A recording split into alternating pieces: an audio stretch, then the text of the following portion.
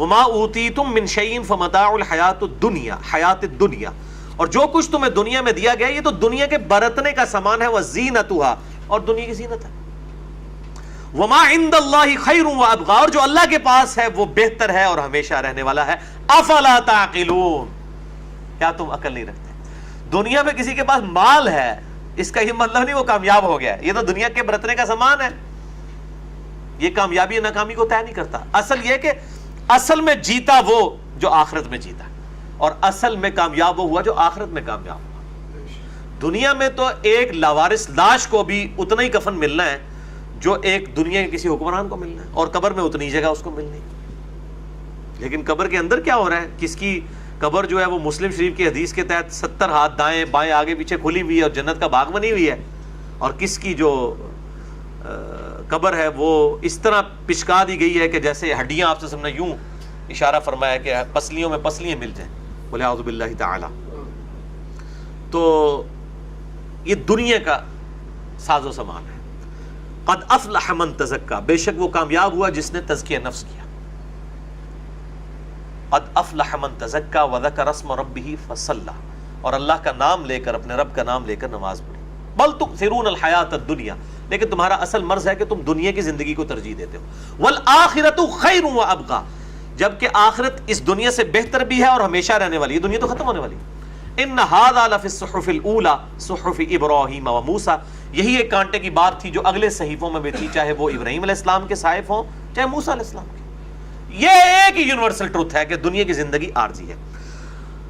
افمن وعدناہ وعدا حسنا، بھلا سوچو تو صحیح کہ جس کے ساتھ اللہ نے اچھا وعدہ کیا ہے، فَهُوَ لَاقِيهِ، اور وہ عنقریب اس وعدے تک پہنچ بھی جائے گا، یعنی مر کے اس کو جنت مل جائے گی۔ اللہ نے جنت کا وعدہ کیا اپنے تابع فرمان لوگوں کے لیے۔ کَمَن مَتَّعْنَاهُ مَتَاعَ الْحَيَاةِ الدُّنْيَا، کیا وہ اس کی مانند ہو سکتا ہے جس کو دنیا میں بہت کچھ اللہ تعالیٰ دے دے؟ کیا زبردست بات ہے۔ بھلا بتاؤ جسے آخرت میں اللہ تعالیٰ کی طرف سے بہت کچھ ملے، وہ اس کی مانند ہو سکتا ہے جو دنیا میں جس کو ملا ہوا؟ نہیں۔ ثم هو یوم القیامت من المحضرین، اور قیامت والے دن وہ پھر اللہ کے حضور مجرموں کی حالت میں، یعنی ایک دنیا کی زندگی میں اس نے ٹھاٹ کی زندگی گزاری اور آخرت میں مجرم بن کے حاضر ہو گیا، اور اس کے برعکس ایک بندہ دنیا میں اس نے مفلسی کی زندگی گزاری اور اربوں سال کی زندگی آخرت کی کما لی، یہ دونوں برابر ہوں گے؟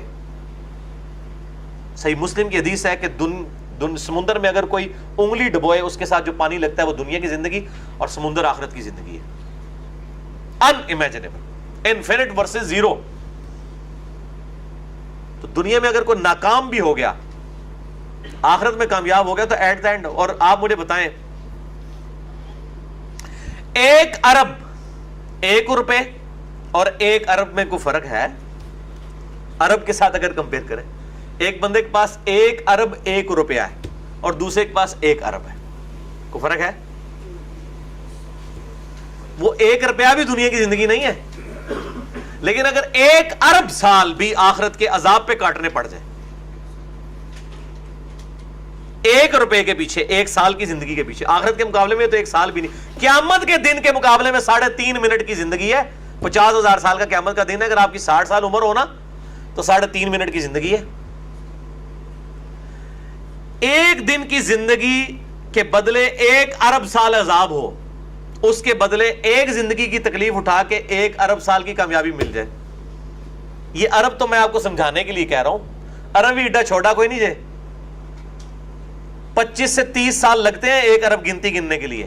جناب اگر آپ صرف 24 گھنٹے گنتی گنے، آپ کتنی گن لیں گے؟ 24 گھنٹے میں کتنے سیکنڈ ہیں؟ 1 لاکھ سے بھی کم، 1 لاکھ سے بھی کم سیکنڈ بنتے ہیں۔ آپ 1,00,000 دفعہ بھی روزانہ گنتی گن لیں، 25 سے 30 سال چاہیے 1 ارب گننے کے لیے۔ اور یہاں پہ ہمارے جو ہے وہ جو کرپٹ قسم کے لوگ ہیں، ان کے گھروں سے 2-2 ارب روپیہ نکل رہا ہوتا ہے۔ 2 ارب روپیہ اگر کسی کے پاس ہو نا، وہ روزانہ کا 1,00,000 روپیہ بھی خرچ کرے تب بھی وہ 60 سال تک خرچ کر سکتا ہے۔ اور سمجھ آئیے گا، اللہ اکبر کہتا انہوں نے، سبحان اللہ۔ 60 سال تک اگر کوئی شخص خرچ کرتا رہے نا روزانہ 1,00,000 روپیہ، تو 2 ارب روپے ہی بنتا ہے۔ اتنی کدھر زندگی ہے؟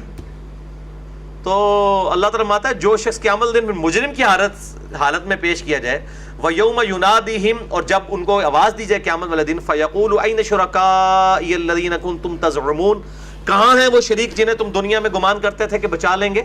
قَالَ الَّذِينَ حَقَّ عَلَيْهِمُ الْقَوْلُ، اور اس کے برعکس جو ان کے شریک ہوں گے جن کے بارے میں ان کا تقیہ تھا کہ یہ قیامت دن ہمیں بچا لیں گے، جن پر قول اللہ کا ثابت ہو چکا، یعنی وہ دوزخ میں جائیں گے، ربنا ہؤلاء الذین اغوینا، وہ خود ہی لیڈر کہہ رہے ہوں گے علامت قادیانی جیسے کہ یا اللہ یہ ہیں وہ لوگ جن کو میں نے گمراہ کیا تھا، اغویناہم کما غوینا، ہم نے ان کو بھی گمراہ کر دیا تھا جیسے ہم خود گمراہ تھے، تبرأنا الیک، اے اللہ ہم اپنے ان فالوور سے بیزار ہو کے تیری طرف رجوع لاتے ہیں، ما کانوا ایانا یعبدون، اور یہ تو ہماری عبادت ہی نہیں کیا کرتے تھے، ہم ان سے بھی بیزار ہوتے ہیں، ہمارا ان سے کوئی تعلق نہیں۔